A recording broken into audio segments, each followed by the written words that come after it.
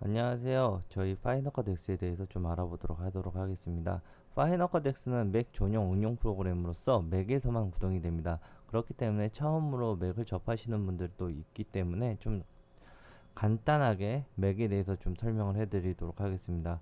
맥은 키면 지금과 같이 세 개의 구역으로 나눠집니다. 첫 번째, 바탕화면이라고 해서 저희가 데이터를 보고 확인하는 공간으로 이루어져 있고요.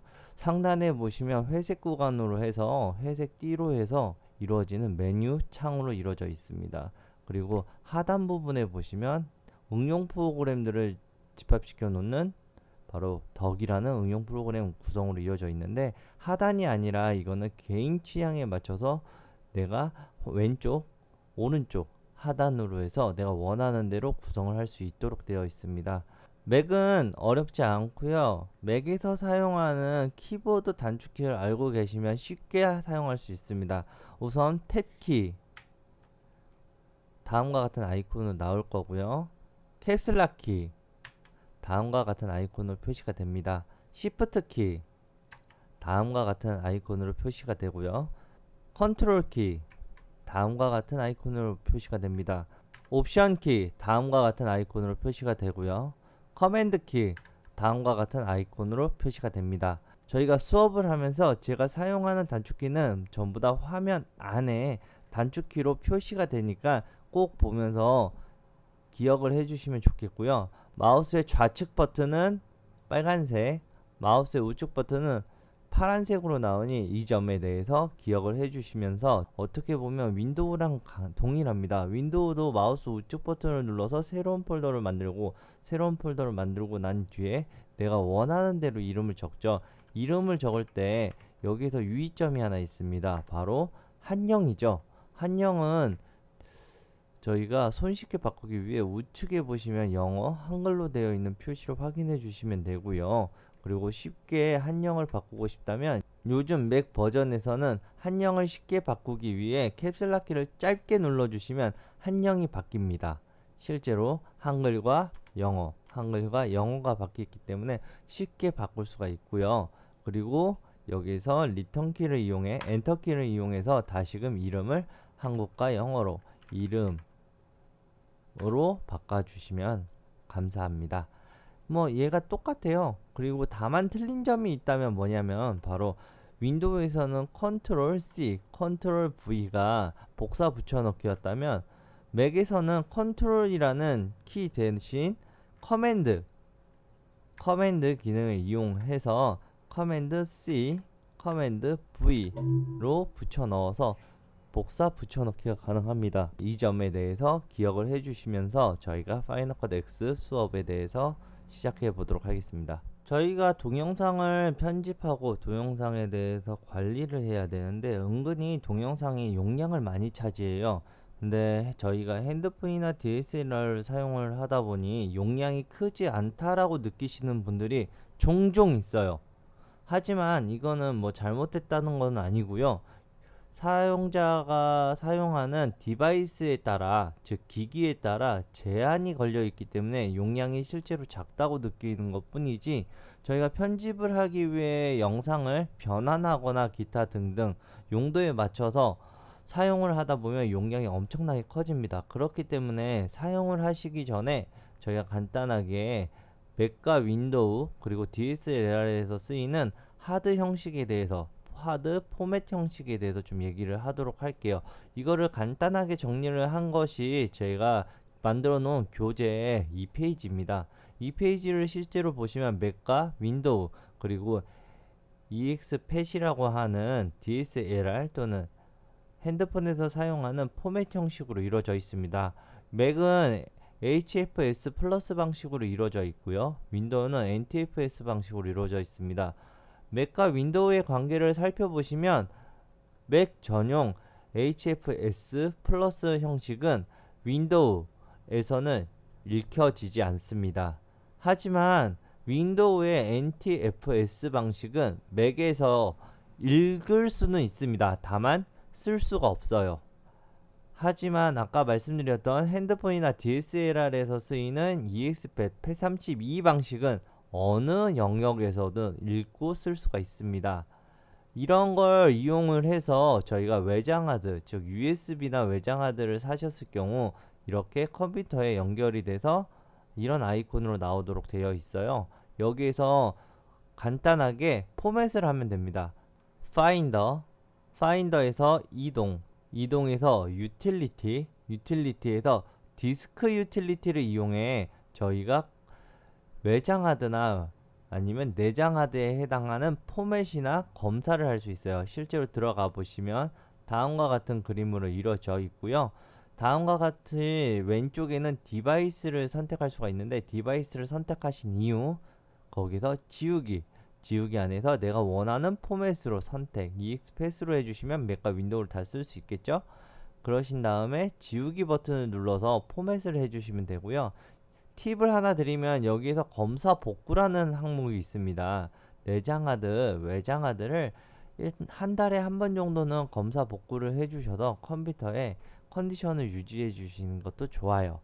그러면 앞으로도 기계를 원하시는 대로 오랫동안 쓸 수가 있도록 되겠죠. 파이널 컷 X를 키기 전에, 즉 파이널 컷 X를 켜기 전에 저희가 간단하게 살펴볼 항목이 있습니다. 바로 파이널 컷 X는 저희가 응용 프로그램으로서 저장을 할 때 라이브러리라는 것을 만들어서 모든 것을 저장합니다. 라이브러리 안에는 이벤트와 그 안에 또 이벤트 안에 저희가 필요한 소스와 그리고 우리가 상대방한테 보여주고 싶은 그 부분을 모아놓는 프로젝트로 이루어져 있습니다.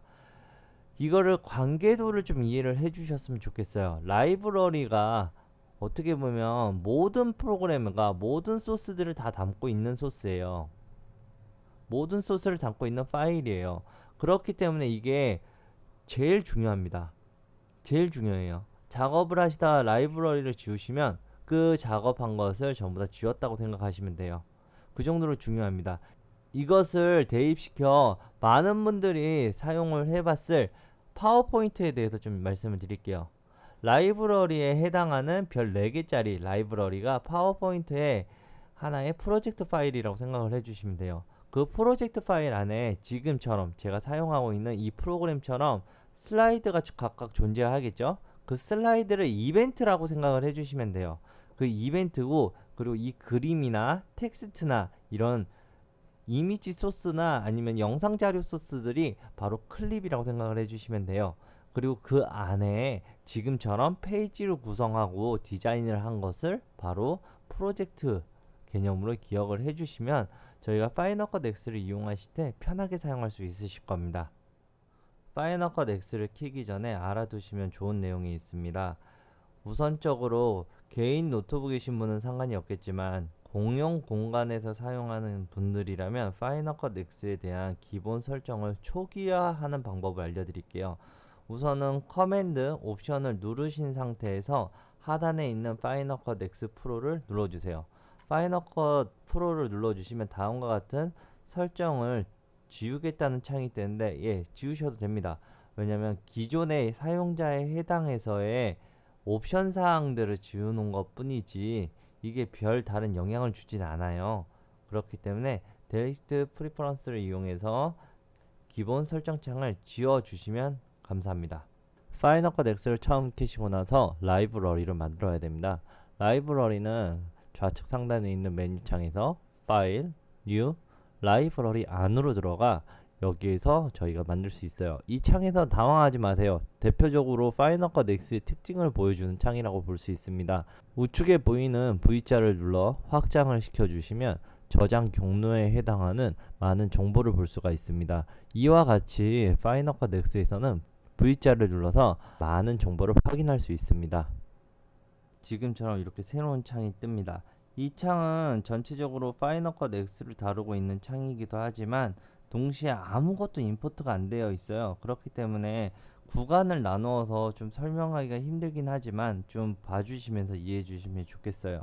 제가 지금 현재 마우스가 있는 곳이 바로 브라우저라고 하는 공간이고요. 브라우저 왼쪽에는 지금 보시는 것처럼 사이드바가 존재합니다. 사이드바는 아까 말씀드린 것처럼 라이브러리 내에 이벤트가 존재함으로써 이벤트 안에 저희가 소스를 넣는다고 생각을 해주시면 고맙습니다. 그리고 오른쪽에 보시면 뷰어 창이 존재하고요. 뷰어 창은 영상 소스를 확인하는 창이고, 오른쪽은 인스펙터 창이 있습니다. 인스펙터는 영상에 대한 속성 및 효과 및 기타 등등 정보를 입력하는 창이고요.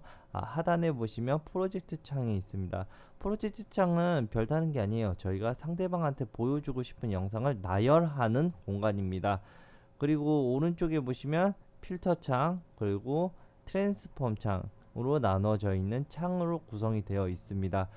파이널 컷 X는 기본적으로 온 오프 효과라고 생각을 해주시면 돼요. 한번 누르면 켜주고 한번 누르면 꺼진다. 그렇기 때문에 각 창들이 한번 누르면 켜주고 한번 누르면 꺼집니다. 그리고 저희가 편집을 함에 있어서 저희가 제일 중요하게 생각하는 게 바로 파일을 임포트하는 과정이라고 할 수가 있겠죠. 파일을 임포트하는 과정은 다음과 같습니다. 첫 번째는 그림과 같이 다운로드 모양으로 눌러서 저희가 파이널 컷 X에 임포트를 할 수가 있고요. 두 번째는 보시는 것처럼 새로운 이벤트를 만들면 그 이벤트에 비어있는 공간에 임포트를 미디어를 할 수 있게 뜹니다. 세 번째는 파일 임포트 미디어를 통해서 저희가 파일을 가지고 올 수 있고요. 그리고 또 마우스 우측 버튼을 눌러서 임포트 미디어를 통해서 가지고 올 수가 있습니다. 단축키로는 커맨드 I를 눌러서 임포트 창을 가지고 오게 되어 있습니다. 커맨드 I를 했을 경우 이와 같이 임포트 창이 뜹니다. 임포트 창에서도 마찬가지로 사이드바가 존재하고요. 사이드바가 존재하는데 사이드바에 보시면 카메라와 디바이스로 구간으로 나눠집니다. 카메라 같은 경우에는 외부에 인식되어 있는 카메라 기기들을 이야기하고요. 디바이스는 외장 저장 장치를 이야기합니다. 그렇기 때문에 카메라랑 디바이스에 대한 사용을 혼돈하지 않으셨으면 좋겠어요. 오른쪽에 보시면 뷰어 창이 있고요. 그 아래 보시면 경로 창이 있습니다. 경로 창은 디바이스나 외장 하드에 해당해서 경로를 확인하고 가지고 올 수 있는 창이 됩니다. 실제로 저희가 영상이 담겨 있는 폴더를 열어서 세모를 눌러 열어서 영상들을 확인을 할 수가 있다는 거죠. 여기서 확인을 하실 때 실제 비디오 클립을 눌러 주셔서 영상을 확인할 수 있는 뷰어 창을 보시면서 우리가 스팀을 이용해 영상을 미리 훑어볼 수가 있죠. 여기서도 플레이를 눌러서 영상을 실시간으로 플레이할 수가 있고요. 단축키 J, K, L을 이용해 J는 뒤로 가기, K는 일시정지, L은 앞으로 가기를 이용해 영상을 미리 살펴볼 수가 있습니다. J와 L키는 한 번 누르면 정속이지만 두 번 누르면 2배속, 세 번 누르면 3배속으로 빠르게 영상을 훑어보면서 확인할 수가 있어요. 플레이 헤드라고 하는 하얀색이 보이지만 마우스를 움직임으로써 스키머라고 하는 빨간색 줄이 보여 미리 보기가 가능합니다. 우측으로는 임포트 창에 대한 설명이에요. 바로 내가 가지고 오는 소스를 어느 이벤트에다가 종속시킬 것이냐고 물어봐요. 지금은 기본적으로 처음 만들어 놓은 오늘 날짜에 해당하는 이벤트가 만들어져 있고요. 나는 새로운 이벤트를 만들어서 넣을 거야 라고 한다면 크리에이티브 뉴 이벤트를 이용해 주시면 새로운 이벤트를 라이브러리 안에 만들도록 하는 겁니다. 실제로 우리가 간단하게 Acam이라고 하는 이벤트를 만들어서 넣어 보도록 할게요. 이 상태에서 넣으시면 간단하게 만들어집니다. 실제로 왼쪽에 보시면 Acam이라고 하는 이벤트를 만들어 나는 클립 0004라는 비디오를 가지고 오도록 하게 되는 거죠. 자, 다시 한번 이번에는 8월 10일 날에 해당하는 이벤트를 선택해서 커맨드 I를 눌러주시면 다음과 같이 선택창에 기본적으로 8월 10일이 되는 걸 확인할 수가 있어요. 다시 한번 나가서는 Acam을 선택하고 나서 다시 임포트를 누르시면 이번에는 기본이 Acam이 되는 걸 확인할 수가 있죠. 파이널 컷 X는 제가 사전에 어떤 것을 선택했느냐에 따라 결과값이 달라질 수가 있습니다. 그렇기 때문에 제가 원하는 작업에 한해서는 언제든지 선택 후 적용이라는 걸 기억해 주셨으면 좋겠어요. 자, 이번에는 Acam에 해당해서 다음 항목인 카피트 라이브러리와 파일 in 프리스를 한번 확인해 볼게요. copy to library는 마우스를 올려두면 설명창이 뜬 것처럼 원본 데이터 자체를 어디에? 라이브러리 자체 안에 포함시키겠습니다예요. 카피, 즉 복사를 해서 포함시킨다는 거예요. 그래서 원본 하드에 있던 하드, 외장 하드에 있다면 외장 하드에 있던 것조차도 라이브러리 내에 복제, 카피하는 겁니다. 그렇게 해서 1대1로 복사를 하기 때문에 데이터 관리가 유용하다고 볼 수가 있어요. 저는 개인적으로 유튜버 하시는 분들이나 짧은 작업을 하시는 분들은 카피를 추천해 드려요. 이리저리 소스들이 많은 곳에 뻗어 있는 것보다도 카피 투 라이브러리를 이용해 한 곳에 집중이 되어 있으면 파일을 관리하기가 쉽기 때문에 말씀을 드리도록 하고요. 실제로 카피투 라이브러리하고 임포트를 하신 이후에 확인을 해보도록 할게요. 잠시만요. 이벤트 내용이 이름이 같기 때문에 이런 문제가 생겼습니다. 여기 옆에 카피라고 적어놓고 임포트를 해보도록 할게요. 임포트를 해서 보시면 다음과 같이 이벤트가 만들어졌고 그 안에 영상이 종속이 된 걸 볼 수가 있습니다. 실제로 마우스 우측 버튼을 눌러 리빌인 파인더를 눌러주시면 그에 따른 경로를 찾아가는데 아까 말씀드렸던 라이브러리 패키지 안에 종속이 된 오리지널 파일로 카피가 된 걸 확인할 수가 있어요. 원래 오리지널 파일 같은 경우 기존에 있던 파일은 이렇게 제가 사용하고 있는 외장 하드 안에 종속이 되어 있었지만 카피 투 라이브러리를 통해 라이브러리 안으로 직접적으로 카피 복사가 된 것을 확인할 수 있습니다. 일반적인 저희가 다른 프로그램이나 일반적인 프로그램에서 사용하는 바로가기를 이용하는 게 바로 리브 파일 프리스를 이용해서 저희가 외부에 있는 것을 그대로 경로를 살려서 사용할 수가 있다고 보시면 됩니다. 키워드 같은 경우에는 파인더 태그와 프롬 폴더가 나눠져 있습니다. 파인더 태그 같은 경우에는 커맨드 탭을 이용해 파인더로 찾아가서 각각 클립에 해당해서 마우스 우측 버튼을 누르시면 다음과 같이 태그라는 항목이 있고 태그에서 나는 문앞이라고 하는 태그를 클릭해서 넣어주시면 지금처럼 태그 앞에 문앞이라고 존재하게 되고요. 그 다음 나서 문고리라고 하는 태그를 실제로 넣어 보도록 할게요. 마우스 우측 버튼 태그 문고리라고 해서 태그를 파인더 태그를 넣어놓고 난 뒤에 나는 그 클립들을 실제로 몇 개를 가지고 와 보도록 하겠습니다. 그렇다면 지금 현재 문고리나 태그 같은 경우가 입력이 되어 있겠죠. 그렇기 때문에 파인더 태그를 이용해서 나는 새로운 이벤트 여기서 태그스를 이용해 불러온다면 이렇게 파인더 태그를 선택하시고 나서 임포트를 하시면 확인할 수 있는 공간은 바로 이벤트 옆에 있는 삼각형을 눌러 이벤트 안에 종속되어 있는 분류가 되어 있는 키워드를 확인할 수가 있습니다. 각각의 키워드가 할당되어 있는 클립만 보여줘요. 이벤트를 선택하면 이벤트 안에 있는 모든 클립을 확인할 수가 있는 공간으로 이어지는 거고요. 이렇게 저희가 파일을 복사 붙여넣기를 하는 바로 파인더 자체에서도 클립을 미리 선별해서 분류를 할 수 있다는 걸 좀 알아주셨으면 좋겠어요. 자, 이어서는 프롬 폴더라는 개념을 좀 살펴보도록 할게요. 프롬 폴더 같은 경우에는 내가 영상에 해당해서 특정 부분에 해당하는 폴더들을 폴더 이름으로 난 태그를 사용할 거야 라는 부분입니다. 자, 그걸 확인하기 위해 제가 B카메라 안에서 마우스 우측 버튼 새로운 폴더를 만들어 폴더 이름을 폴더 키워드라고 해놓고 여기에 B카메라의 몇 개의 속성을 몇 개만 들고 와보도록 할게요. 네. 제가 다른 거를 혼돈을 야기시키지 않기 위해 일부러 복제하고 있습니다.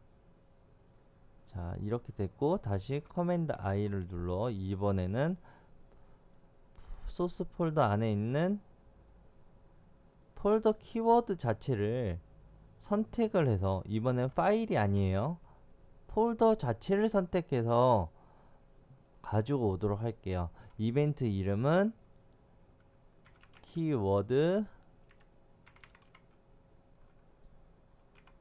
폴더로 해놓겠습니다. 실제로 이 상태에서 임포트를 눌러주시면 보시는 것처럼 이벤트 안에 폴더 이름이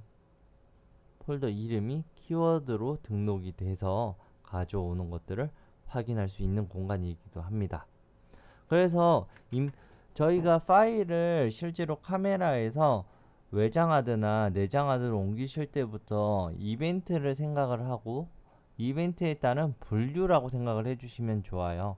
그래서 제가 브이로그나 여행을 갔을 때 오늘 하루 촬영이 끝나고 나서 복제를 하실 때 드래그 하시면서 마우스 우측 버튼을 이용해 태그를 이용하시면 손쉽게 내가 집에서 버스를 타고 비행기를 타고 와서 호텔에 들어오는 그 장면들을 전부 다 일일이 구별시켜서 한 번에 나누어 줄 수가 있기 때문에 편하게 작업을 할 수 있다고 말씀을 드린 부분이 있습니다. 그렇기 때문에 좀 사용을 해보시면 편하고요. 아니면 뭐 기존에 사용하던 대로 폴더로 해서 내가 어느 부분에 쓰일 것인지 미리 사용을 해주시면 손쉽게 이용이 됩니다. 자, 프롬 폴더를 이용해서 우리가 간략하게 예시를 들면 새로운 이벤트 프롬 폴더라고 하는 이벤트를 만들 거고요. 그리고 그 안에 저희가 회장님이라는 걸 확인할 수가 있겠죠. 이 회장님 같은 경우가 지금 저희 고양이 사진입니다. 하지만 지금 보시면 폴더가 하나이기 때문에 파인더 태그의 안에서 우리가 백업을 할 때 원하는 사진에 해당해서 또는 사진, 영상을 갖기 원하는 폴더에 드래그해서 이동을 시키겠죠. 3개씩만 딱 잡아서 해보도록 할게요. 3개씩만 잡아서 각각 폴더에 넣고 그 다음 나서 다시금 저희 회장님에 와서 이번에 보시는 것처럼 폴더 제일 상위에 있는 회장님 폴더를 선택해서 임포트를 하게 된다면 지금 보시는 것처럼 이벤트 안에는 모든 사진이 다 들어오고요. 동시에 세모를 눌러 각각의 폴더 명이 각기 키워드 이름이 된 것을 확인할 수가 있습니다. 이렇게 해서 키워드를 프롬 폴더를 이용해서 백업을 하시면서 카메라 데이터에서 백업을 하시면서부터 저희가 파이널 컷 X에 적용을 할 수가 있다라는 걸 생각해 주시면 감사합니다. 임포트 창의 나머지 기능인 아날라이징 비디오에 대해서 좀 알아보도록 할게요. 폴다운 비디오 같은 경우에는 아날로그 시대에서 디지털로 오면서 주파수 방향식이 바뀌어졌기 때문에 그에 대해서 지원을 해주는 거라고 생각을 해주시면 되겠고요. 그리고 밸런스 컬러 같은 경우는 영상을 스스로 분석을 해서 색을 어느 정도 보완을 해줍니다. 이 부분 같은 경우에는 좀 간단해요. 핸드폰에 저희가 사진을 찍을 때 오토 기능 있잖아요. 그 오토처럼 자동으로 어느 정도 색을 맞춰준다고 생각을 해주시면 되고요. 파인애플 같은 경우에는 화면 안에 사람이 몇 명이 있고 그리고 그에 대한 화면의 사이즈를 컴퓨터가 스스로 분석을 해낸다고 생각을 해주시면 됩니다. 아래 보이는 트랜스코딩 같은 경우에는 옵티마이즈 같은 경우에는 영상을 애플 프로레스 4를 눌러 변환 저장을 하겠다는 거예요. 변환하고 또한 같이 저장을 하는데 이 모든 것이 라이브러리 안에 종속이 됩니다. 여기서 말하는 애플 프로레스 4둘 같은 경우에는 시각적 무손실로 일반적인 핸드폰으로 찍는 영상이거나 또는 DSLR에서 찍는 H264에 기반을 둔 GOP 코덱을 인트라 코덱인 애플 프로레스 422로 바꿈으로써 더 이상의 화질을 떨어뜨리는 것을 보완한다고 생각을 해주시면 돼요. 프록시 미디어 같은 경우에는 내가 선택한 클립들을 프록시 미디어, 즉 애플 프로레스 프록시로 변환 및 저장을 한다는 겁니다. 얘 또한 라이브러리 안에 저장이 됩니다. 그리고 이 뜻은 전체적으로 생각을 할 때 쉽게 생각을 하시면요. 제가 지금 사용하는 비디오 클립들이 편집을 하다가 너무 무거우니 좀 가볍게 변환을 해서 저희가 파이널 컷 X에서 사용을 하고자 합니다 라고 생각을 해주시면 됩니다. 이거는 추가적으로 저희가 나중에 멀티캠을 배울 때 다시 한 번 더 디테일하게 배우도록 할게요. 아래에 보시면 아날라이징 오디오 같은 경우는 픽스 오디오 프로그램 같은 경우는 오디오 안에 있는 노이즈 음을 또는 노이즈 음과 공간음과 전자 노이즈 음을 어느 정도 지어준다는 거예요. 자기가 스스로 노이즈 라운드스를 어느 정도로 관리해 줍니다. 아래 보이는 모노 앤 그룹 스테리오 오디오 같은 경우에는 오디오의 각각에 있는 채널들을 하나의 스테레오 오디오처럼 보여준다는 거고요. 아래 보이는 리무버 사이런스 채널 같은 경우에는 오디오에 해당해서 리무버 사이런스 채널 같은 경우에는 오디오가 없는 클립들은 디셈블 영상에 오디오를 디셈블 하겠습니다 라는 뜻입니다. 아래 보이는 오디오 룰스 그리고 IXML 트랙 네임 같은 경우에는 실제로 IMXL을 쓰는 확장자를 가지고 있는 컨테이너 박스들을 들고 왔을 때 이에 맞춰서 트랙별 이름을 지정해 주겠습니다 라고 하는 부분입니다. 이 부분은 프린트물 즉 교재를 사용하셔서 정확하게 명기를 시켜 주시는 게 더 좋아요. 지금 영상을 보고 나서 하나씩 따로따로 적는 것보다 교재를 이용해 한 페이지를 정리를 하시는 것도 더 좋습니다. 추가적으로 영상을 봤을 때 내가 이 영상에 대해서 사운드가 있는지 없는지 손쉽게 보는 방법은 바로 아래에 있는 보기 설정을 통해 웨이브폼을 선택을 해주시면 실제로 영상 아래에 저희가 웨이브폼이 있는지 없는지를 한눈에 보기가 되니 이 부분을 기억해 주시면 감사합니다. 자, 이제는 임포트를 하고 나서 내가 파일을 가지고 왔을 때 분류하는 방식에 대해서 좀 생각을 해 주셔야 돼요. 저희가 바로 영상을 프로젝트를 내려서 보면서 정리를 하는 방법도 있겠지만 사전에 파이널 컷 X 브라우저 내에서 영상을 분류를 해주시면 편하게 작업할 수 있어요. 1차적인 분류가 바로 키워드를 이용한 분류였죠. 키워드 같은 분류는 다음과 같이 아까처럼 임포트를 하면서도 가능하지만 이 열쇠 모양과 똑같은 위에 보이시면 임포트 옆에 있는 열쇠 모양을 이용해 클립을 나는 열쇠 모양을 눌러 여기 앞에 자장면이라고 치는 이렇게 키워드가 추가되는 것도 확인할 수 있습니다. 영상 클립에 키워드가 추가됐는지 안 되어 있는지는 실제로 브라우저 창에서 확인할 수가 있어요. 일반적인 클립들은 아무 색도 없죠. 하지만 키워드가 들어가 있는 것은 파란색으로 키워드가 들어가 있는 것을 확인할 수 있습니다. 그래서 파란색이 키워드라고 생각을 해주시면 되고요. 키워드는 클립 내에 세모를 눌러서 이렇게 키워드를 확인할 수 있어요. 지금 보는 방식은 리스트라고 하는 방식이고요. 이거를 스트림과 리스트 언제든지 클립 단위와 나는 자세히 보기로 나누어서 보기 설정을 할 수 있으니 이 부분은 생각을 해주시면 더 좋아요. 자, 리스트 형식의 안에 세모를 눌러서 저희가 키워드를 확인할 수 있는 부분을 확인할 수가 있습니다. 그래서 이 부분은 좀 기억을 해주시면 좋겠고요. 그리고 이 영상에 해당해서 내가 보는 방식의 거는 똑같이 필름 모양의 아이콘을 선택을 해주셔서 내가 보는 방식, 나열 방식을 선택할 수 있습니다. 스트림 방식도 또한 필름 모양을 눌러 내가 보기에 해당하는 두께 조절부터 시작해서 클립을 초 단위로 나누어서 보거나 올 클립을 선택해 썸네일 형식으로 볼 수 있고 그룹 형식으로 할 수 있으며 웨이브폼을 통해 오디오 사운드가 있는지 확인할 수 있고 컨티뉴 플레이백을 이용해 끝나고 난 뒤 이어서 다른 영상을 볼 수 있도록 해주는 것이 더욱 좋습니다. 그리고 영상을 정보를 많이 넣고자 한다면 꼭 리스트 모드로 들어오세요. 리스트 모드 안에서는 다양한 정보를 넣을 수 있습니다. 우선 첫 번째 노트입니다. 노트인 부분에서 클릭 한 번을 하시고 나면 이렇게 선택적으로 나는 손가락이라고 치신다면 여기에서 손가락이라는 정보를 담고 있다는 것을 볼 수가 있겠죠. 근데 이거를 한 번에 넣고 싶다. 그렇다면 Shift 키를 이용해 복수의 선택을 하시거나 커맨드 키를 이용해 단수로 선택을 할 수가 있는데요. 선택을 하시고 나서 우측에 보이는 인스펙터 창에서 인포 인스펙터 안에 노트에다가 손가락이라고 한 번에 넣어주시면 복수로 영상에 노트가 기입이 되는 걸 확인할 수 있습니다. 이렇게 해서 손가락이라는 부분을 정보를 넣어주시면 좋고요. 여기서 문고리 부분도 마찬가지겠죠. 문고리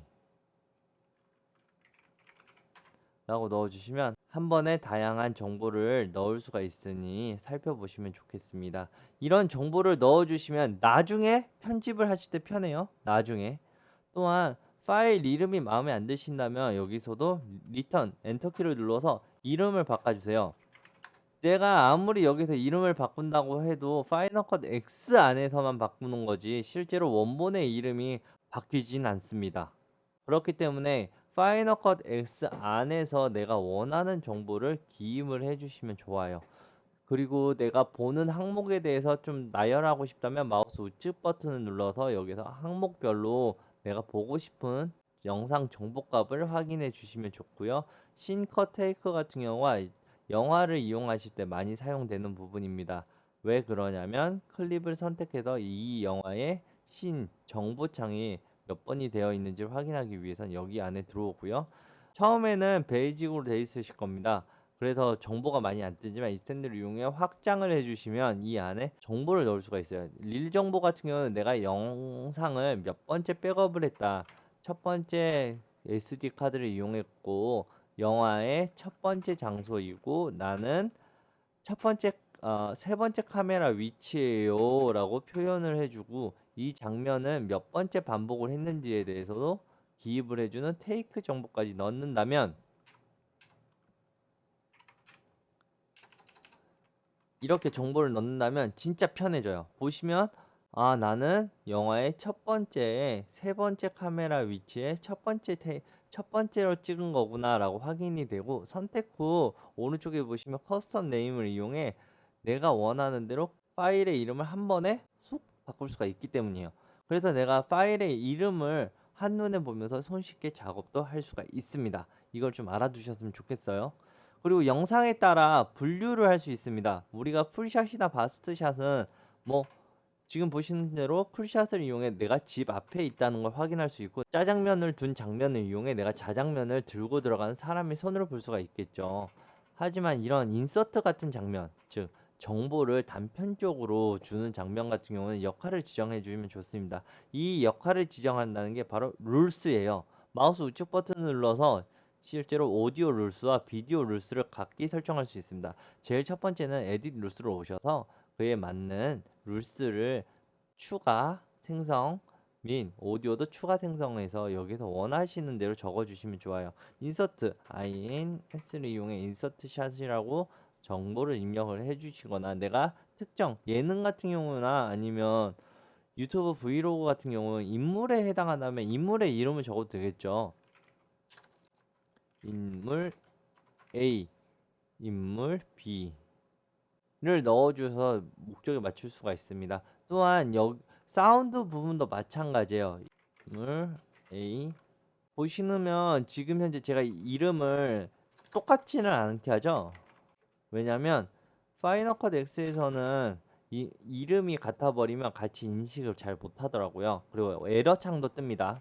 자, 이렇게 나누는 이유는 예능에서도 자주 쓰이기 때문이에요. 이 방식은 알아두시면 좋아요. 실제로 마우스 우측 버튼을 눌러서 이제 내가 인물 A에 해당해서나 아니면 나는 비디오 인서트예요 라고 선택을 해주시면 좋고요. 인서트를 설정하고 나면 화면엔 변화가 없습니다. 하지만 오디오를 내가 만약에 앰비언스 음입니다. 문 여는 효과음을 넣을 거야 해서 임팩트 음을 넣어주시면 색깔이 변해요. 색깔이 변해요. 실제로 예, 변한 걸 확인할 수가 있어요. 마우스 우측 버튼 눌러서 이번엔 또 다른 걸로도 넣어 볼게요. 이렇게 다양한 색상으로 영상을 꾸밀 수도 있어요. 그러니까 이게 어렵다고 생각을 하지 말고 귀찮다고도 생각하는 게 제일 크겠죠. 근데 귀찮다라고 생각을 하지 마시고 사전에 미리 정보를 많이 넣으면 진짜 나중에 편집하실 때 쉬워져요. 정보를 지금 많이 넣으셔야지 나중에 편집이 쉬워지니 이걸 좀 고민해 주시면 좋겠습니다. 또한 영상에 대해서 브라우저에서 내가 이 장면을 사용할지 안 사용할지를 선택할 수가 있습니다. 여기서 내가 난 이 장면을 사용할 거예요 라고 한다면 F키 단축키 F키를 눌러서 Favorite이라고 하는 초록색으로 영상의 클립에 초록색으로 표시를 할 수 있고요. 난 이 장면을 사용하지 않을 거예요 라고 한다면 백스페이스 키, 리턴 키 위에 있는 델리트 키입니다. 이 녀석을 누름으로써 나는 리그제트를 선택할 수 있습니다. 빨간색으로 보이죠?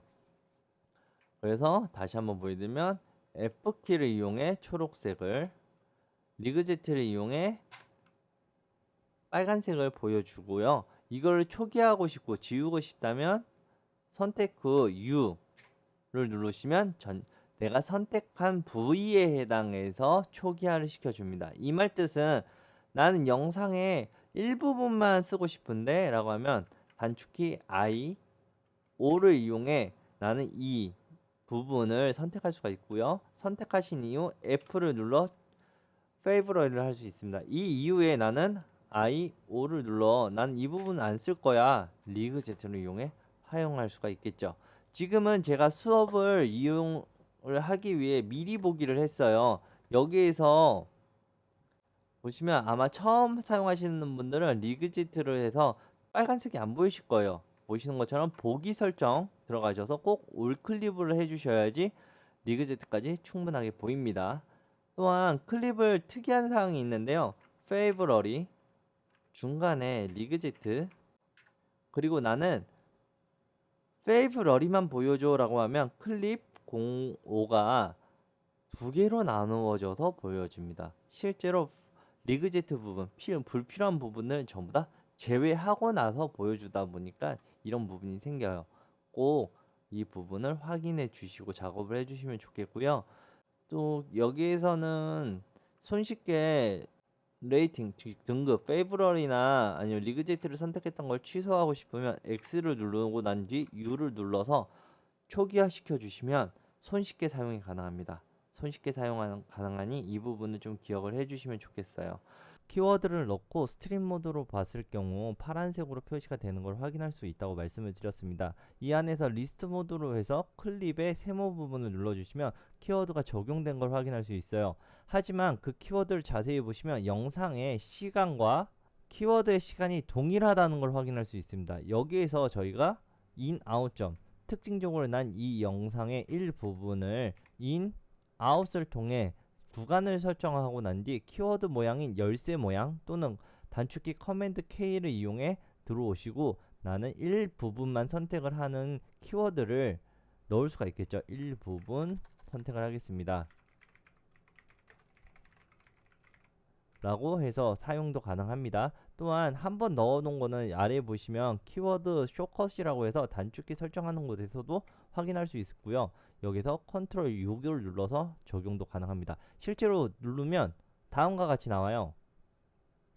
일부분만 선택합니다. 제가 두 번 눌렀죠. 그래서 일부분만 선택합니다. 일부분만 선택합니다. 마침표 기준으로 나눠져 있네요. 그래서 시간을 보시면 실제로 시간 구간에 따라서도 키워드가 등록이 된다는 걸 확인할 수 있습니다. 지금까지 키워드나 기타 등등을 왜 많이 넣고 내가 사용할 부분을 하고 왜 이 부분은 어떻게 했으면 좋겠어 라고 말씀을 드렸잖아요. 이 부분은 내가 이 부분에 연결을 시켜서 내가 전체적으로 어떻게 하겠다, 장면을 사용하겠습니다 라는 거예요. 간단하게 천천히 보여드리면 제가 왜 이렇게 선택을 했는지를 보여드릴게요. 첫 번째 장면에서 인 짜장면을 놓고 차고 가는 장면입니다. 갈 때 문이 열리는 장면까지 쓸 거야. 여기서 페이브러리 이후 문이 열리는 장면을 그 다음 장면에서 이어서 인점 I, 자 손이 뻗어서 짜장면 집는 장면까지 해서 아웃 오, 그 다음 나서 페이브러리, 그 다음 나서 여기서도 이해 보시면서 더 디테일하게 하고 싶으면 J, K, L을 이용해서도 임포트 창에서 이용하셨던 것처럼 J, K, L을 이용해서 사용할 수 있고요. 그 다음 나서 올클립이 아니라 페이브러리, 즉 즐겨찾기로만 돼 있는 걸로 보여줘. 그 다음 나서 나는 컨티뉴 플레이백으로 연결되어 있으면 보시면 그냥 쭉 플레이 할게요. 보시면 문 찾고 지나가고 문이 열리면서 연결되면서 볼 수가 있다는 거죠. 이렇게 연결되어 있는 장면을 나중에 저희가 프로젝트로 한 번에 옮기면 벌써 순서 편집이 끝나요. 순서 편집이 끝나는 거예요, 그냥. 그래서 빠르게 작업을 할 수 있기 때문에 사전에 여기에서 내가 원하는 정보들을 많이 기입을 해주시는 게 제일 좋습니다. 잊지 마세요. 이렇게 정보를 입력을 하시면서 우측에 보시면 돋보기가 있어요. 여기서 내가 만약에 아까 전에 넣었던 문고리를 찾아줘. 자, 키워드에 문고리가 들어가 있는 것들을 한 번에 쭉 찾아주게 되는 거죠. 내가 원하는 키워드를 넣는 이유가 아무리 많은 장면이라고 해도 내가 키워드를 넣었다면 손쉽게 한 번에 찾아올 수가 있기 때문에 좀 말씀을 드려요. 한 번에 찾아올 수 있게 하기 때문에 이걸 좀 말씀을 드리면서 키워드를 이용을 해주시면 좋았습니다. 키워드뿐만이 아니라 옆에 보시면 필터 HUD가 있는데요. 예, 실제로 필터 HUD입니다. 필터 HUD를 치셔서 보시면 문고리가 있지만 난 문고리에다가 어떤 거, 난 페이퍼러까지 같이 보고 싶은데 했더니만 안 나와요. 왜 안 나오냐면 보시는 것처럼 올로 되어 있는데 이거는 전 이벤트 전체 안에서 문고리 안에서 페이브러리를 찾아줘 라는 거고요. 나는 여기서 애니를 눌러서 지금 보시는 것처럼 문고리와 함께 초록색으로 칠해진 페이브러리를 찾아줘. 그리고 이 항목을 난 저장시켜 줄래? 라고 하는 스마트 컬렉션을 이용해 저장을 하여 나는 문고리 거기 페이브러리를 이용해서 내가 원하는 항목을 저장을 할 수가 있게 됩니다. 바로 스마트 키워드라고 하는 이 부분이죠. 스마트 키워드는 꼭 이렇게 필터 HUD를 사용하는 게 아니라 이벤트 선택, 마우스 우측 버튼, 뉴 스마트 컬렉션을 이용해 내가 원하는 대로 언제든지 만들 수 있어요. 이번에는 클립이라고 하는 이름을 사용해 더블 클릭 눌러서 나는 내가 원하는 대로 찾아주세요. 무엇을? 텍스트를. 어떤 텍스트를? 클립이라고 하는 단어를 사용하고 있는 것들을 찾아줘 라는 항목으로 제가 만들 수도 있어요. 손쉽게 만들 수도 있죠. 이렇게 찾는 거에 대해서 스마트 컬렉션입니다. 얘네들 만약에 불필요한 키워드가 이제 만들어졌다면 선택 후 마우스 우측 버튼 델리트 키워드 컬렉션 커맨드 백스페이스 키를 이용해 제가 언제든지 키워드도 삭제 및 관리를 할 수 있으니 사용을 해보시면 편합니다. 인물의 나와 있는 장면들을 선택을 해주신 이후 마우스 우측 버튼 그리고 Analyzing and Fix로 들어가시면 제가 아까 말씀드렸던 사람 찾기가 있어요. Find People.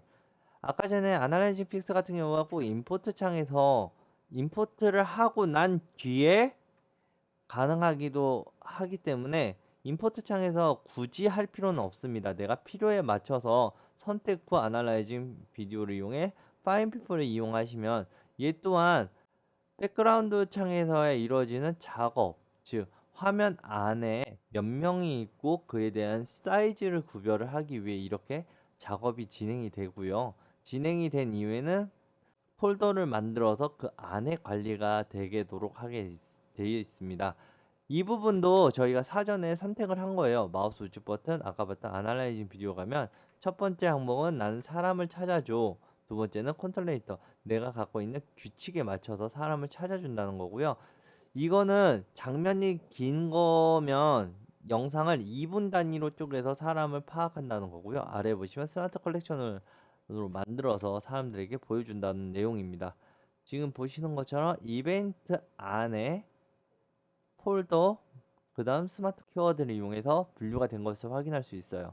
실제로 이벤트 선택 후 마우스 우측 버튼 뉴 폴더를 이용하시면 키워드가 관리가 되는 스마트 키워드부터 시작해서 키워드 종류가 관리가 되는 클립으로 폴더로 이용할 수가 있습니다. 폴더라고 해서 영상을 담는 폴더는 아니에요. 그리고 스마트 키워드 같은 경우가 Find People을 이용해서 할 경우에만 이렇게 보라색으로 나는 Find People을 이용해 사람 수와 샷 사이즈를 구별을 했습니다가 작업에 뜹니다. 그러니 이 기능을 이용하시면 저희가 파이널 컷 X 안에서 파일들을 많이 구별할 수 있으니 이용을 해주시면 감사합니다. 진짜 많이 이용하시면 좋아요. 우리가 편집에 앞서서 영상에 많은 정보를 넣으시면 편집을 함에 있어 편해집니다. 그렇기 때문에 많이 넣어주시면 감사합니다.